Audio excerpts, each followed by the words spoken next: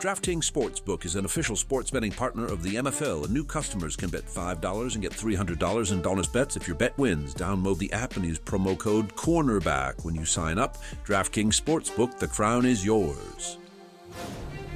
All right, Chris and I have our midseason awards to hand out, and we have to start with MVP. Yeah, of course. I don't think this one is as cut and dried as the odds will tell you. I don't think so either. The odds have, understandably, I'm not acting like this is egregious. Josh Allen's at the top, and Mahomes is right behind him, and Drake May's plus 425.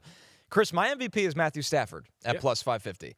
I think Matthew Stafford has a little bit of the sin of sometimes it looks so easy for them that we're not like, whoa, what did the Rams do today? Like we do for the Bills, which we should. Drake May's the new kid on the block. I love the hype for him. Mahomes is Mahomes.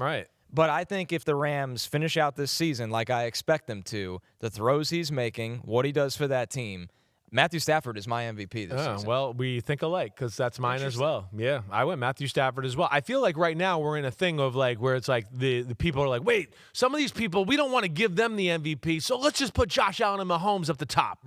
It's like, okay, I get it, but like there's some people here having some special, like it's like, man, are we really going to give Baker Mayfield an MVP?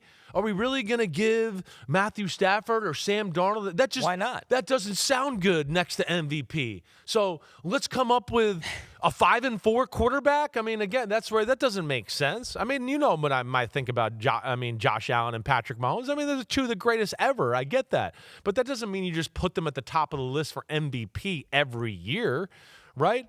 I feel like right now, Josh Allen would be more in the lead over Patrick Mahomes for me and my money, right? But, I mean, I think out of weekly quarterback play, I'm definitely going Matthew Stafford right now for everything you've talked about. And honestly, I'm not so sure I wouldn't go Drake May second after that now. Right. I mean, for what he's done for his team. Right.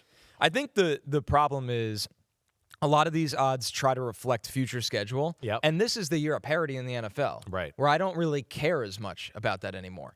So, and I also think Matthew Stafford's going to be fine in his second half schedule. I mean, again, and like we've talked about, they're 2 games away. I mean, where it's they lost by a thread, and you'd go, they're undefeated. So I just look at that. They're a Super Bowl caliber team. They're one of the best teams in football. Yeah, I'm with you. I'm going Matthew Stafford as well. How about Offensive Player of the Year? My Offensive Player of the Year, hold on, is Jonathan Taylor. Yeah, he's the favorite right now. I'm going to go with Jonathan Taylor. I think that's really fair. Yeah, I mean, Jackson Smith and Jigba made me think about it a little bit. He's mine. He's yours. And I think, I will be honest, I think part of me is the new effect. Yeah. I've seen Jonathan Taylor do this before, so I'm a little bit more excited that Jackson Smith and Jigba is doing this. But I think this is the best Sam Darnold has ever looked in his football life, and I don't think it's a coincidence No, I think it's what JSN's done definitely for that team.